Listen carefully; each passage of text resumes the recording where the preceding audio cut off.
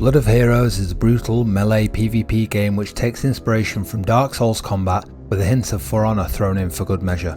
Battles are fought in arenas of a borderline world where relentless warriors clash to prove worthy of a hero's title. Start your journey to victory in a dark, medieval and distinctly Nordic realm of fierce PvP battles in one-on-one and group PvP modes. The game is scheduled to launch later this year and will release on PS5, PS4, PC, Xbox S, X and on Xbox One.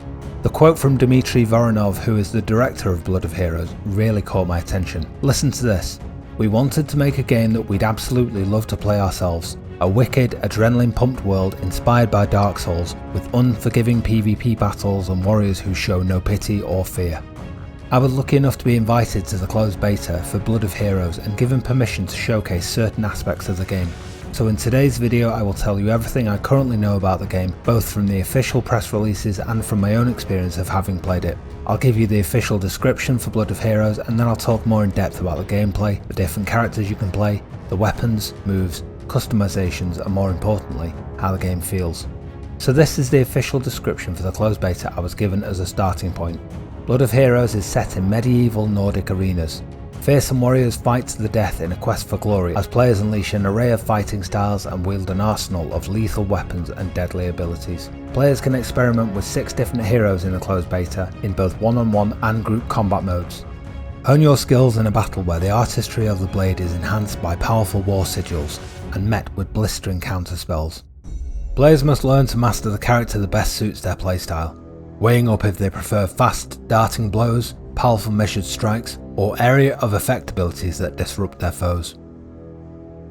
So that's the official write-up. Now I'll talk about my own experience so far, and bear in mind this is the first closed beta, so much of this may change or see improvements made before the final release. I am limited to what I can show you right now, so I'll only be showcasing PvP gameplay from the 3v3 brawl mode for the time being.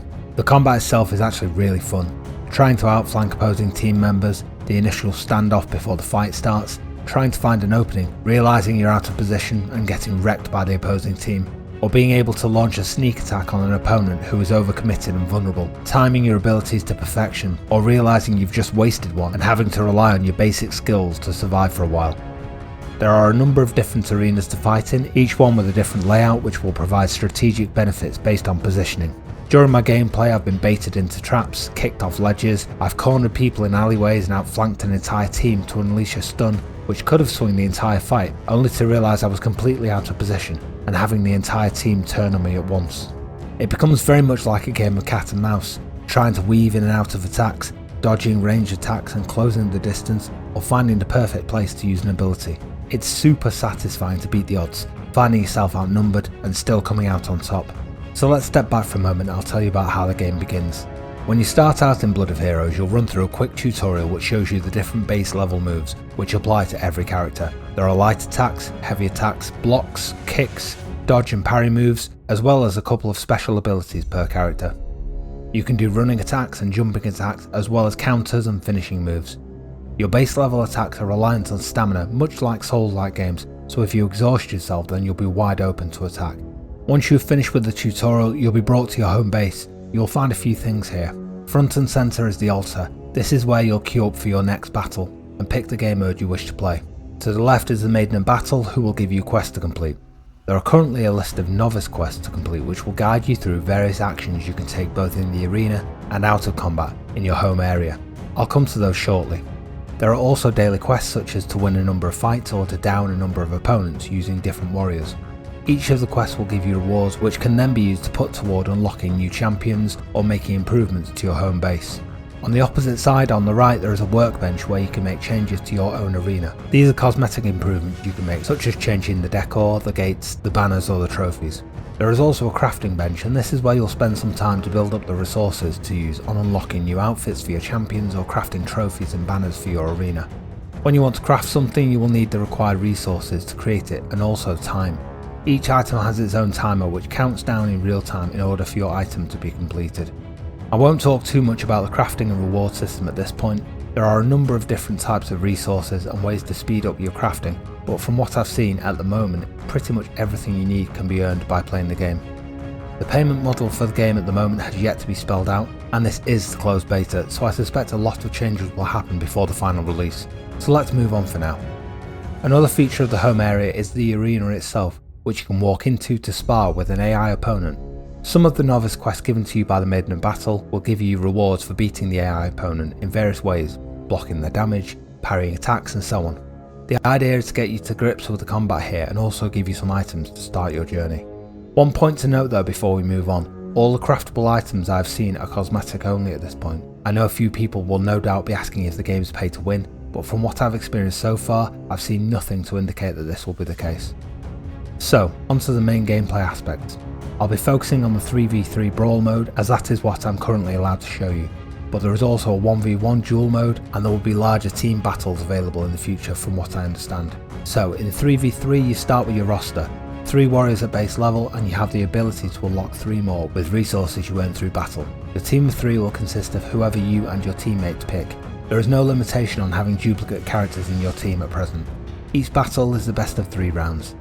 Working together as a team of course is very helpful, and success often comes down to the special abilities that each character brings to the table and how well they are used in the fight. If you die during a round, you have the option to spectate through the eyes of one of your teammates for the remainder of that fight. When the round comes to a conclusion, then you'll go back to the starting area. If you died in the previous round, that hero will no longer be available to you, so you'll need to pick another character for the next round. So now we'll showcase the warriors I've seen so far very quickly. Reynar is a dual-wielding damage dealer. He has a very quick moveset and focuses on putting in damage quickly and evading. He has a special ability which sees him throw his axe at range to score a stun on an opponent. He also has an ultimate ability called Berserk Fury, which raises his resilience and restores his stamina. Ratcat is a more tanky warrior class character and my personal favourite so far.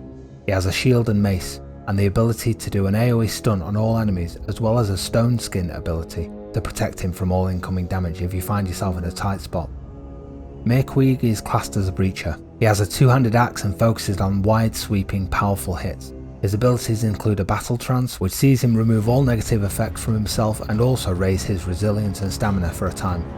Ontuga is a ranged fighter who uses javelins to put his opponents down. Not my personal type of fighter, but he's a nightmare to fight in the right hands. His abilities are called Killing Beast, which is a self-heal as he inflicts damage on enemies, and Haunted Past, which sees him summon a spirit to fight alongside him. Wold is a fire warrior with quick melee attacks using a single-handed mace. His special ability is to summon a fire shield which protects him from ranged attacks and also ignites enemies who come close enough to attack him.